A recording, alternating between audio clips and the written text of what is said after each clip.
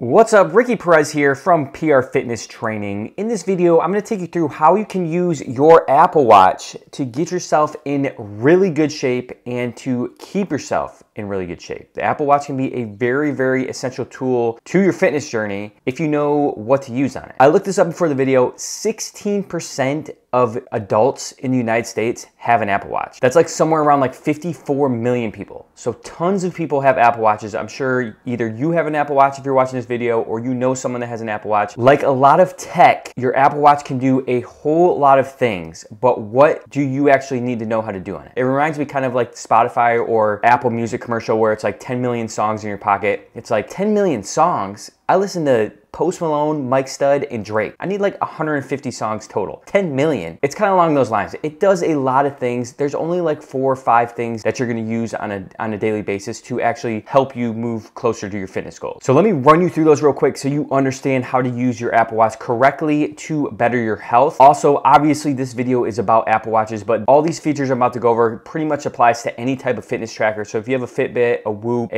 whatever else, some type of Android watch, whatever, they all should do these features I'm about to go over, so stick with me even if you don't have an Apple Watch. Okay, so how are we going to use our Apple Watch to get in really good shape? Well, the first thing you need to do is you need to go into the Apple Health app and make sure that your measurements and your vitals are updated correctly. So go into the Apple Health app. This is different than the fitness app. We'll get to that in a little bit, but go in there, make sure your height and weight, most importantly, is updated correctly. Make sure the correct sex is in there and the correct age is in there. If you are someone that's 5'2", 120 pounds, but your watch thinks you're 6'2", 200 pounds, you're gonna get very wrong data that's gonna be given to you. So make sure that this is all updated. Also, if you're someone that was 140 pounds 3 years ago and now you're 120, make sure you update that weight change. It makes a big difference, or vice versa. Make sure these simple things are updated so your Apple Watch will give you the most accurate data. Okay, feature number 1 that you should be paying attention to is total calories burned. I'm gonna spend the most time on this because this is the most important one. I can't stress enough how important it is to understand your total daily calorie burn. So let's dive into feature number 1 on the Apple Watch. Knowing the amount of total calories that you burn in a day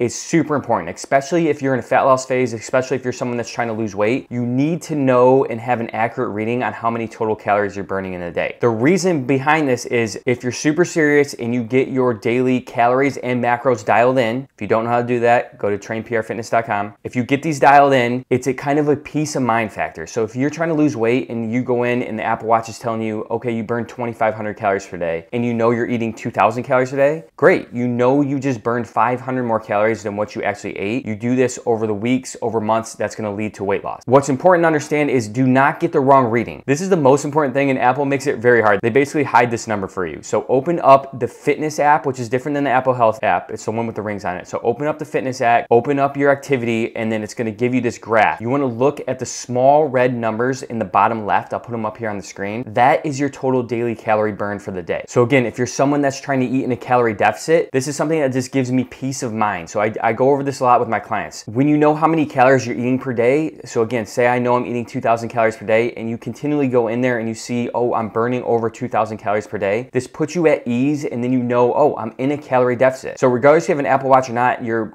fitness tracker should give you your total calories burned. Again, this is the most important thing that you can follow. Go in there, make sure that you're consistently burning more calories than you are eating on a daily basis, and that's gonna allow you to be in a calorie deficit, which will allow you to lose body fat, lose weight, if you consistently do that over the weeks. Now, real quickly, I need to go over what is the difference between total calories burned and your movement calories, because people get this commonly confused. We are looking at total calories burned. Like I said, that small number, that is the only thing we care about when I look at these. Your movement calories is just the amount of calories you've burned during exercise throughout the day. Commonly, people misinterpret this and they look at it and they're like, Ricky, it says I've burned 800 calories per day. There's just no way I can eat less than 800 calories. Absolutely not. 800 calories is like no food. Do not get these numbers mixed up. 800 calories is just the amount of calories that you burn through exercise, not the total amount of calories. So if you did this wrong and you looked at it and you're like, no way I can eat less than that number, well, that's exactly how you should feel, because that number is going to be really, really low. That's not the number we're looking at. We're looking at total calories burned. That number is going to be much higher. That's the number you're trying to eat under, not the active calories. Now, it's not completely useless. Like obviously the more active calories that you've burned throughout the day, more than likely means the more total calories you're going to burn throughout the day. But from a calorie deficit opposite standpoint, it's the big number, it's the total calories burned throughout the day that you should be zoning in on, not the smaller number that's your active calories. So don't get those too confused. Also, another key thing about this is you can refer back and look at your activity levels. If you wear your watch consistently, look at your activity levels over the years. And I'll give you a great example of this. 4 years ago, before I was working for myself, I was working at a gym. My wife and I were living downtown. I would walk back and forth at least twice from work every single day. And it was 1 mile round trip. So on a daily basis, I was walking about 2 miles to work. Plus I was teaching spin classes. Thank God I don't do that anymore. Plus I was doing my normal workouts. Plus I was, what was another thing? Plus I'm just walking around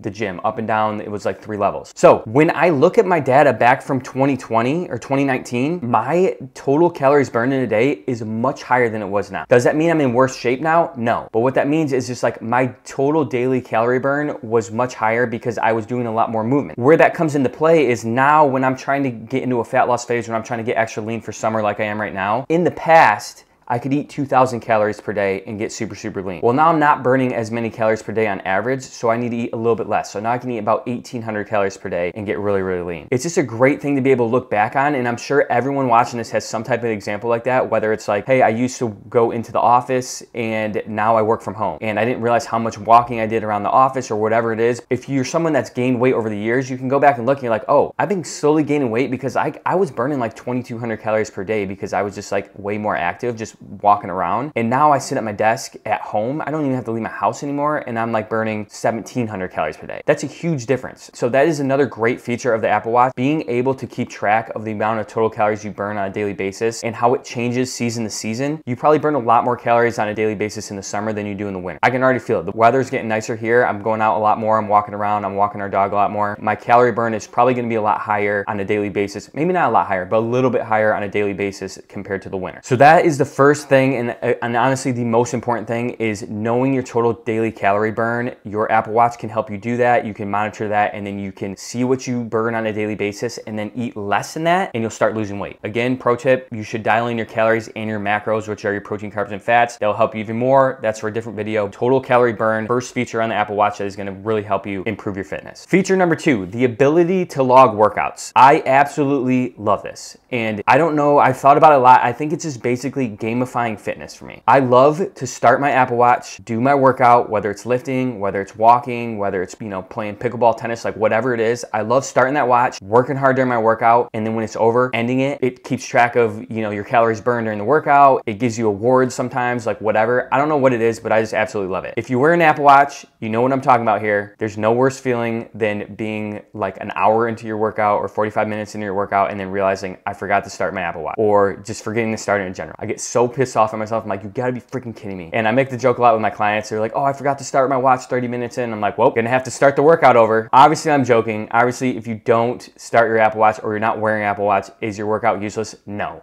But my point is, it's just so much more rewarding. Like there's just like that sense of achievement that you accomplished something. And I'm trying to like pinpoint it. I really just think it's gamifying it for me. It will alert other people. You can do challenges with other people that have Apple Watches. I don't really care about that much. I'm like not trying to beat anybody. It's just more so that I'm like getting credit for the movement that I'm doing. That's what I like a lot. If you're someone that hasn't had an Apple Watch, just like knowing that you can start and end workouts will help you work out more consistently or work out harder, whatever it is. Either of those benefits is totally worth it. But for me, I just really like, starting it, stopping it, having a sense of achievement that I've accomplished something. Feature number 3 is the step counter on it, your total daily steps. I love checking in and see how many steps I'm getting on a daily basis. I'll tell you right now, it's Saturday morning. I have moved very minimal. I'm gonna look at it right now. What are we at? 811 steps. I just like being able to check in and just seeing how many steps I'm doing on a daily basis. If you have a Whoop, they're like anti-steps. I don't know if anti-steps is a good term, but like they don't keep track of steps. And I understand the thought process behind it. Just because you get more steps doesn't mean that you're gonna be in better shape. Whoop has this whole like strain thing where like you need to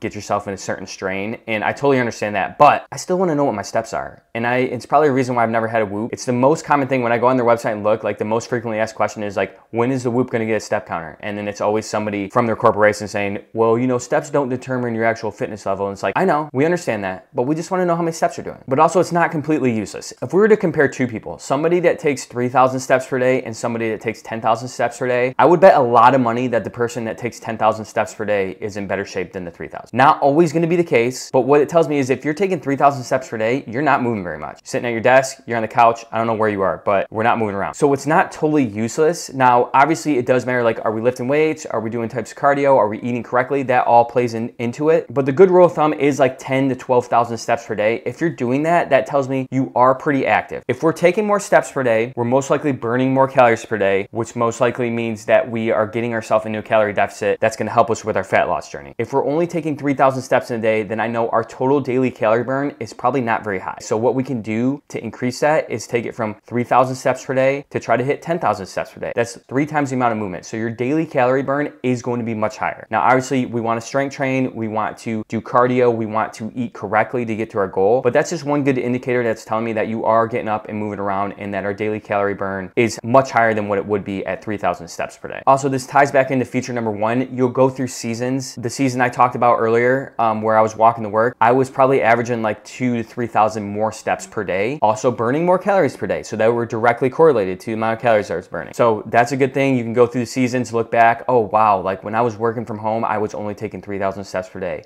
Now I work back in the office, maybe I'm walking to work, maybe I'm biking to work, maybe I'm driving to work, but I'm walking around the office a lot more. I'm doing twice the amount of steps, my calorie burn's higher. So not completely useless. It is a good sign of just like how active you're being. And just understand that it's not a direct indicator of your fitness level, but it is a good indicator on how active you are. And in general, the more steps that you take per day, the more calories you're going to be burning on a daily basis as well, which, like feature number 1, is very essential to getting yourself in a calorie deficit and losing weight. So my recommendation for steps per day is if you can hit 10 to 12,000, I try to not end any days, especially right now when I'm in fat loss phase, trying to lose weight, get leaner. I try not to end any days under 10,000 steps. That just helps me keep my daily calorie burn up. And I know I'm burning enough calories to keep myself in a good deficit. But obviously lift weights 3 to 6 days per week along with those steps, and you know, we can work in some cardio, and we got to make sure we're eating correctly to be in a calorie deficit to get to your goal if it is fat loss. Okay, feature number 4 is the sleep tracker. Now, this is something that I've done for a period of time, and I'd recommend if you just do it for like a month. You don't have to do it every single night. If you want to do it every night, great, but you don't necessarily have to. Now, this is what happened when I used the sleep tracker. I realized that 7 to 9 hours of sleep, I feel like $1,000,000. I'm good to go. Don't feel tired, don't feel sluggish. I feel really mentally clear. I can hit my workouts hard. Between 6 and 7, like a little bit less than 7, 6 hours, I'm usually pretty good. I don't feel as good as 7+, but I'm usually pretty good. If I string like 4 days of 6 hours of sleep together, that 3rd or 4th day, I'm usually pretty tired. Anything less than 6, 5 hours or less, I'm just dead to the world the next day. This is super important for me to understand because like